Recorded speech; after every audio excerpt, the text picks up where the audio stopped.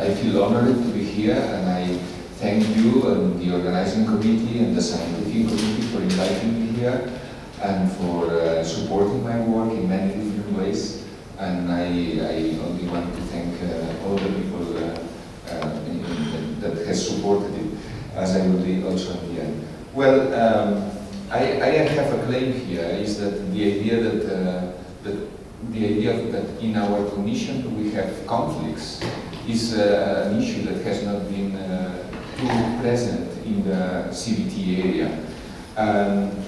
And particularly, I am interested not in any conflict, but the conflicts that have to do with how the self is structured, the identity, who I am, and how is that conflicting with the way other people are, and so on. But let's go a little bit to the contents of this. You see that the idea that we have internal conflict is not new, is not my new contribution here. I have something new nobody thought about. It's in the basics of the traditions of psychotherapy since Freud. Talking in Geneva, I think that Piaget must be acknowledged as the first person to phrase the word cognitive conflict. And then all social cognitive theories, the notion of cognitive dissonance and other notions, are also related to that idea. Nowadays in neuroscientific research, I have been hearing in the conference, I learned a lot in this conference, for that I also thank you, the organizers and the people contributing, that there is some research on cognitive conflicts using bootstrap tasks and other type, and that maps into the brain in some way. So there is some neuroscientific research on cognitive conflicts as well, but not all the conflicts we are talking about the same. So the issues is conflicts are there and have been there for a long time. How can we measure them? How can we use them in research and maybe in therapy? Of course, there is the neuroscientific approach, which I just mentioned, but that is, as I was discussing this with some of the authors of this presentation, this is so far away, so remote from therapy, that is not very useful at the moment. So they have very specific definitions for cognitive conflict, but they are so neuroscientific and so far away from the therapeutic relationship that maybe are not as very useful at the moment. Little research about the conflictive nature of the cognitive system and its influence in different disorders. There is not much research about that. And also not a lot of work done on how this cognitive conflict could help to explain difficulties that patients have in changing, and how could we work with these conflicts to help them solve those conflicts and flow into change. That's what is missing, to my view, in the existing literature in CBT. Our proposal is based on the notion of implicative dilemmas, which I will be explaining throughout this presentation. The idea that the implications that are extended in the network of cognition that we have in the structure of the system sometimes are implications which are dilemmatic, contradictory one with the other. But this notion explains only a portion of the cognitive conflicts, not all the cognitive conflict that we have. So I will focus a little bit on depression because I wanted to present some empirical data, and we have just finished a project on depression, cognitive conflicts on depression. But well, looking at that, we can see that there has been paid a lot of attention to cognitive factors in depression. You know that very well. Attention bias, memory bias, interpretation bias, and all sorts of things. Distortions, but very little in the literature about the conflictive nature of cognition in depression. So maybe this concept could help to explain or to fill that gap. And our way of measuring these implicative dilemmas of this particular type of cognitive conflict is using the repertory grid technique, which is a technique which was created by George Kelly and develop it further, who was the creator of personal construct theory. Well, this is an old personality theory and clinical theory. And in fact, George Kelly liked to make a comment which said, when I look at a psychology textbook that was in the 50s, I see a chapter on attention, another on emotion, another on personality, another on perception, another one on motivation, another one on therapy. And if you look at the particular chapters, you don't see much connection between them. And so his theory tried to be like an overall understanding of how we human beings construct meaning and revise our constructions. And in that process, attention, memory, and reasoning, and therapy, and change, and personality is all involved. So maybe his intention was too embracing, and that's why he's not very well known, because we are still in a very specialized, fragmented, compartmented areas. So those researching on attention have little to do with those doing therapy, for example. Now we can see more connection between these old types. But Kelly has been recognized both by Albert Ellis and Tim Beck as a predecessor of cognitive therapy. But they quoted Kelly in the early writings, and then they forgot about Kelly absolutely and continued with their own work, which they did all right. And Kelly developed, the personal construct theory developed after Kelly died in 1966 independently. Not much in touch with CBT for some decades. The basic idea of personal construct theory is that the central of the focus of the human activity is that we need to construct the events moment by moment. I mean, we are not here just processing information. We are giving meaning to what is happening. And this process of giving meaning has to do also about who we think we are. And when I say think, I don't mean rational thinking, conscious thinking, but the sense that who we are. And we live our lives, and we give meaning to events according to who we sense we are. And that can be explicit or implicit, but it's there all the time. He was interested in how we construct our meaning systems. And for that, he tried to define what is the basic unit of those buildings that we do in our construction. And the brick with which we construct our cognitive structure, our cognitive system, is what he called the personal construct. And for that, he was using the metaphor man the scientist. What do we do as scientists? We construct theories about matter, about the light, about genes, about cells, using what? Theoretical constructs. Gravity, relativity, atoms, molecules, all that are theoretical constructs. Okay? Psychology is what we do. We created also theoretical constructs: extroversion, introversion, locus of control, self-esteem, whatever. But these are not realities. These are our theoretical constructs. So Kelly said, all our psychology is made of theoretical constructs. You can see this in the conference. There are a lot of theoretical constructs about how we function. And Kelly said, why don't we pay attention to the personal constructs the client has? So clients are also scientists who construct a theory, much more informal than psychology or scientists do, about who they are, how other people who are significant to them are, and how is the world.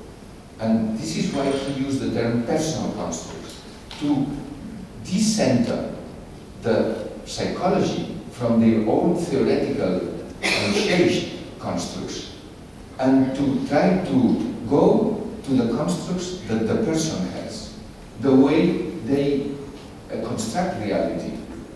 So what we do when we assess a client, we put the client in our map, and we say this is a client with low self-esteem and with some worrying and some rumination and perfectionist and all that. what we are doing is we are classifying the client into our theoretical constructs. And Kelly made such a radical claim, say, well, that's useful, but why don't we go to the client meaning and see how he construes himself, his family, his colleagues, and how that theory is done and how it operates in his life. And that theory is made of bricks, which are personal constructs. So that was the basic idea. And those personal constructs are distinctions that we made of reality. For example, we can distinguish a person by saying John is tall, which means that he's not short, in some way. And short is a word, but we can, to express, to communicate to you, but it doesn't necessarily need to be a word. Or we would say John is responsible, and that means that he's not irresponsible. So distinctions operate at very different levels. For example, we could notice that the water is hot or cold, and that's very sensorial, or more abstract things like being responsible or responsible. And these constructs are organized in a system which has lower level constructs which are very concrete and high order constructs. So, but all these constructs are distinctions made to the experience. And the repertory grid is a system to study a set of personal constructs that the person uses to construe himself and others. Let's have a look at how a repertory grid works. Of course, the main objective of the technique is to collect a sample of the constructs that the person is using. What you are seeing, this is the most important thing of the technique. Those items you see here, left pole, right pole, those things that you see here are not items of a questionnaire that I created, are words used by a particular client of our sample. So each grid is created anew for one person, and it's not useful for another person. How is this created?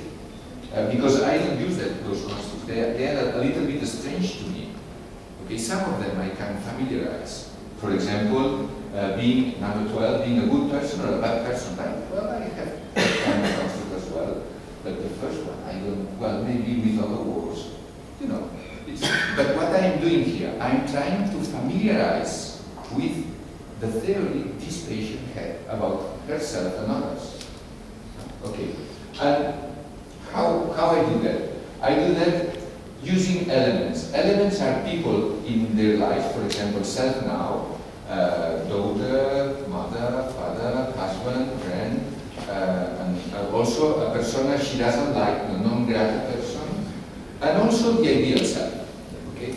And from asking about similarities and differences about these people, we elicit the constructs. So it's a semi-structured interview that takes about 1 hour, in which through a structured conversation, you elicit all this list of constructs. In this case, there were 17. In other cases, it could be 20, 27, something, depending on how the interview goes.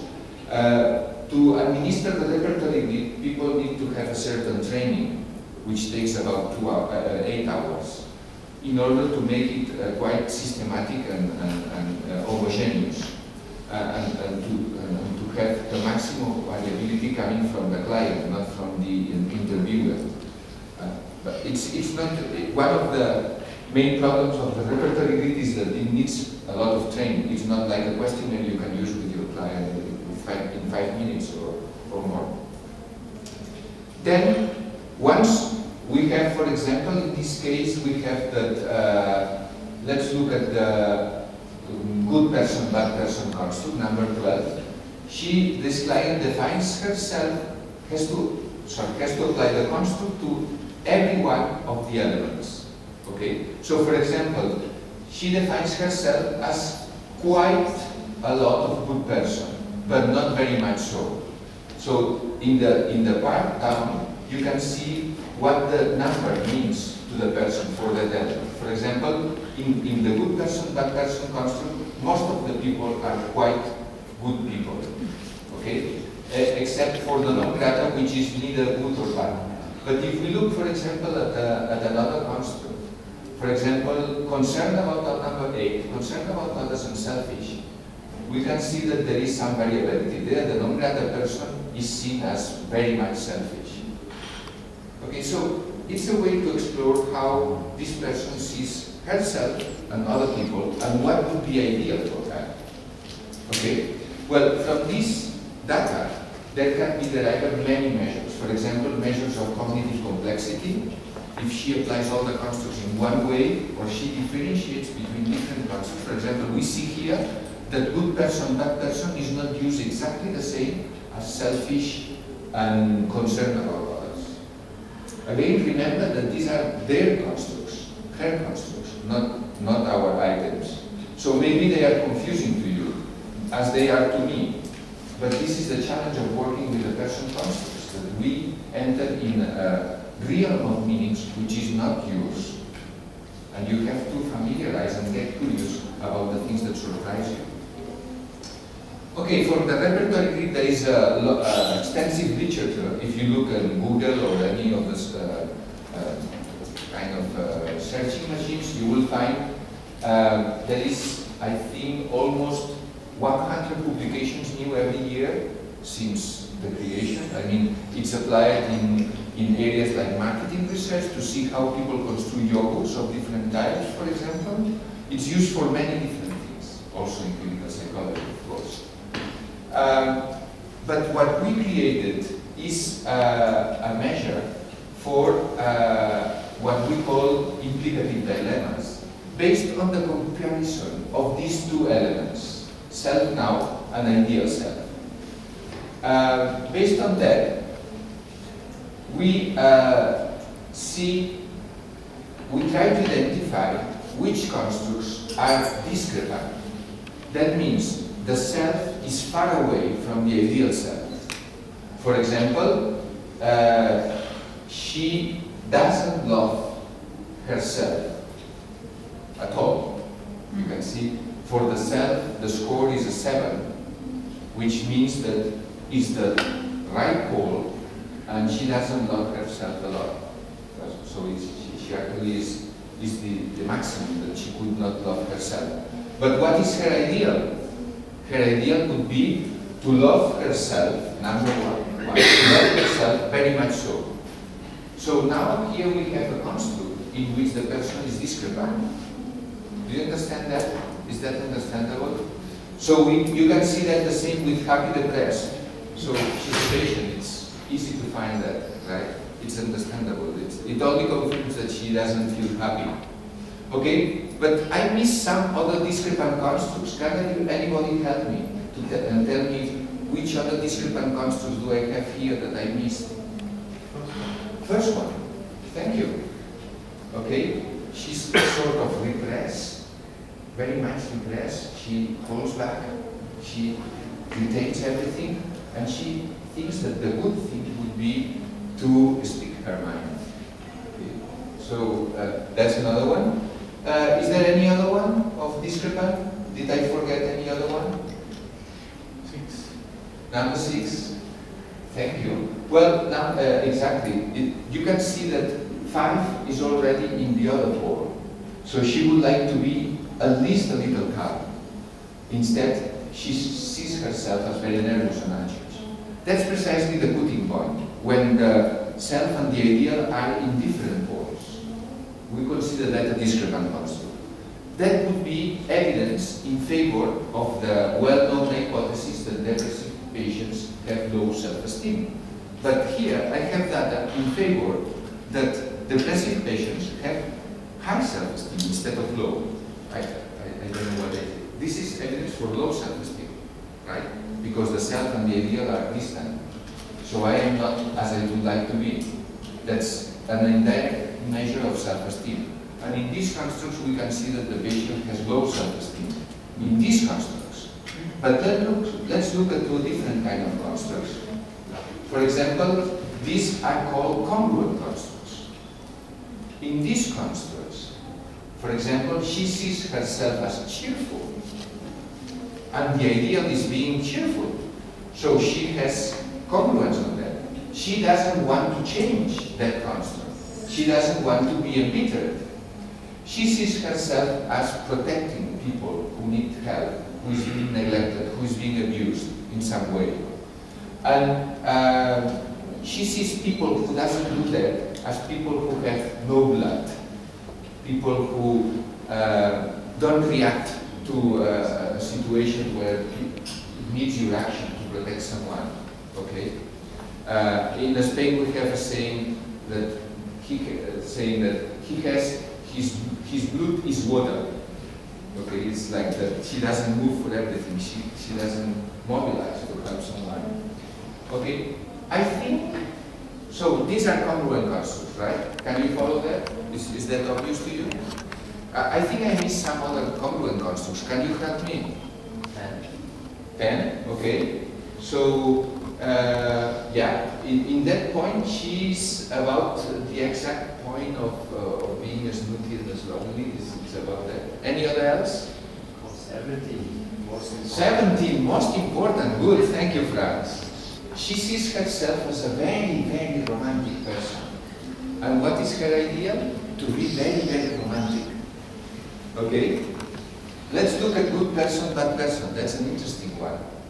She sees herself as quite a good person. Maybe the ideal is not to be so good person, which is something interesting to discuss in therapy. Why is not good to be a very good person? It's an interesting conversation.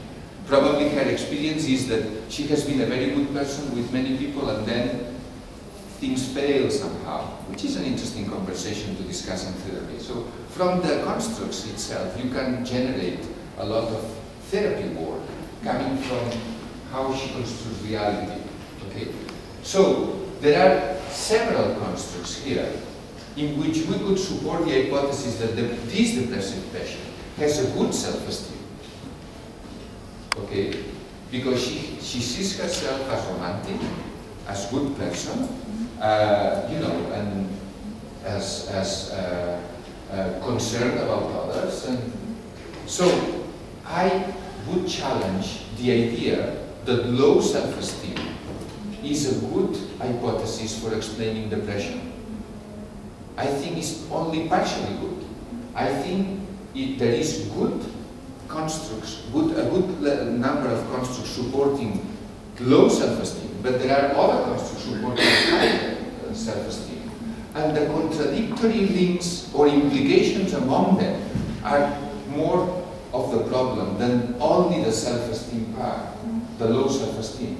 I mean, if we look at the sad, depressed, and happy and loving herself, we think, yes, she has a very low self-esteem because she doesn't love herself. But if we look at other aspects, we can see that she appreciates the way she is. And this is neglected also in the literature. We only focus on the negative self-esteem of depression. And they do have positive aspects as well. Okay. This is in support of the strengths. Okay, yes? And why the other person? How do you use the other person? The other elements. The other elements. Okay, there is a lot of research on the other elements, and you could use it qualitatively. For example, looking at how they construct father, mother, and other elements. But I would focus on the presentation only in the cognitive conflict part.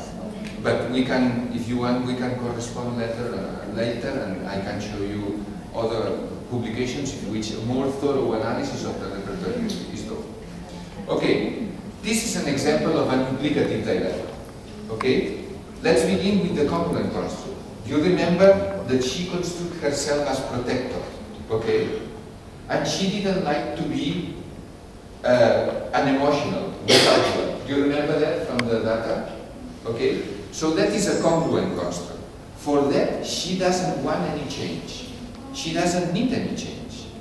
So she has a good self-esteem about that particular issue. Okay? But let's look at the discrepant construct. She doesn't love herself at all, and she thinks it would be good to love herself. Okay? what we find is that by looking at the correlations between the constructs, so looking, well, I did the initial one. Okay, one of the analyses of the repertory grid is that we can see how the constructs, the rows, are associated with each other, just creating a correlation matrix between the rows. So we can see how constructs go together. For example, probably good person and bad person and selfish and esteem. They correlate certain way. They are not the same, but they correlate. Okay. So we can see how in her mind he associates constructs, and there is an implication for one construct into another. In this case, the implication is very relevant for our issue. Is that for her, people who love herself much are also people who do not react when someone needs help. Okay. That doesn't make sense to me, but it does make sense to her, which is what is important, because she's reacting to her construction, not to my construction. Okay, so that correlation, which is very high, 0.68, it means that every time she rates one of the elements, one of the person in her lives, as someone who loves herself, that person is also someone who is an emotional. For example, I don't remember now exactly, but in some cases, for example, let's construct it here, the father is someone who has a very good self-esteem, he loves everything he does, but he doesn't protect her. She didn't protect her. He didn't protect her when she needed that. And then other people also acted in that way, because not because of one element you get this correlation. And also the other pole, people who is protector is also people who doesn't love themselves. So there is a pattern. The correlation shows us a pattern of association between these two constructs. So what we do with our computer program is that we analyze all the correlations between the elements and search for those correlations that create implicative dilemmas. So when something that they want to change, like loving herself, is associated to something they don't want to change, like being an emotional. So that is a dilemma because of the implication. If I love myself much, I will become an emotional. I am putting this in words, but I am not claiming that this is in words. This is not in the narrative of the patient. This is not an automatic thought. This is not a belief that you can access across the conversation always. It's in the structure of the system. It's in how the system is connected. Okay, so we are using the person constructs, but we are looking on how they are connected by looking on how the person applies the construct to relevant persons, people in her life, to different elements, the most important people in her life. So, is the notion of implicative dilemma somehow clear? Does anybody has a doubt? Because if you have a doubt on that, then the rest of the presentation would be meaningless for you. Is that clear? Okay. So, when we find this way of searching for dilemmas, it was sometime before the last the conference in Geneva, 1999. We created a network of researchers called the Multi-Center Dilemma Project, in which we were trying to apply repertory grids to different kinds of populations and to see help to the collaboration of different universities and centers. Presently, we have people working in not only in Barcelona, but also in Madrid, Sevilla, in Chile, Argentina, Colombia, Mexico, and there is a group in London by David Winter, and also a group in Portugal by Eugenia Ribeiro.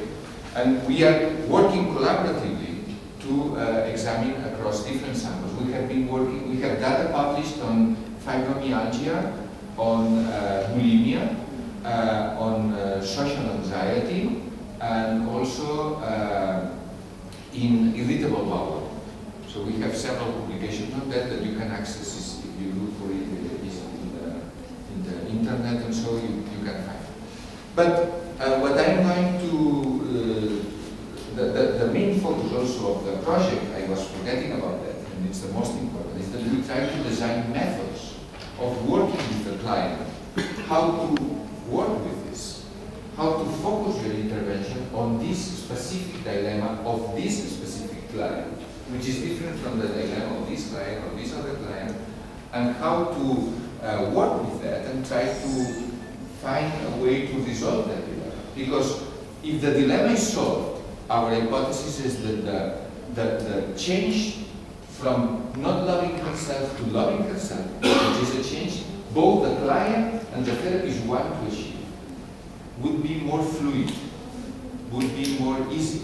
Because now, when she goes from not loving herself into loving herself, she feels like that she is becoming also an emotional, and her blood is becoming water, and she doesn't feel comfortable, so she goes back into the previous position of not loving herself.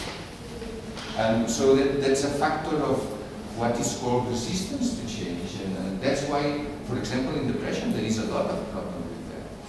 So we are also very interested, and we are conducting a randomized clinical trial at the moment, which it's just beginning, so this is the reason I'm not presenting on this, on a manual for working with these dilemmas in depression. We have already some manuals in more general, but we are now doing one on depression. We will focus on this. I will present now my data on depression. Let me finish with a fraction from one of my patients, which I have to thank also for this presentation. She told me about implicative dilemmas before I really came up with a way of measuring. She was a patient who was writing, she liked it a lot, writing, and spontaneously, which is a joke, this is an exception, gave me this writing about her sense of inferiority. And it was a self-assigned task, okay? It's not my merit, not my merit at all. But she says, I want to talk to my sense of inferiority, to thank for it. It helped me to go ahead and to admire and listen to others. Here you see something negative linked to something positive. It enabled me to know and feel by taking a position of modesty, another thing that was good about that. Humbleness and simplicity, which I love. Okay. I regret and blame it, this is the negative part of the sense of inferiority, a cognitive conflict here, for making me suffer, because the sense of inferiority I declined to get involved and to do many things, for example, going to the university, in this particular case. It led me to fall back so that I know now very well how it is to be in the shadow, which is also a positive part of it. It made me feel fear and remain silent, which was actually not too bad. Again, the conflicting nature of conflict. I see in the conference many times talking about positive and negative things. Sometimes things are not so positive or negative for clients. Thus I got to know silence, and we are becoming friends. Interesting. But now, besides whatever it's useful for, it was useful for, and at the same time made me suffer, so the two things together again. I opened the door for it to live quietly, to go away, sense of inferiority of my life. I want inferiority to become confidence. Now that inferiority left, like an old man with his slippers completely worn out, so it did all the service that he needed to do. After all the company provided to me, I'm beginning to miss sense inferiority a little bit. But I dress myself in my best clothes to welcome self-confidence, moderate self-confidence, and plain, not arrogant self-confidence. And we introduce each other, And I believe we will being good friends. We'll see. I think this is a gift of a patient to me that I wanted to share with you. And of course, they told me that the organization doesn't allow for questions in the keynote presentations, which I'm a bit disappointed about, but if you want to make any comment or question, I would be very glad to hear it by email or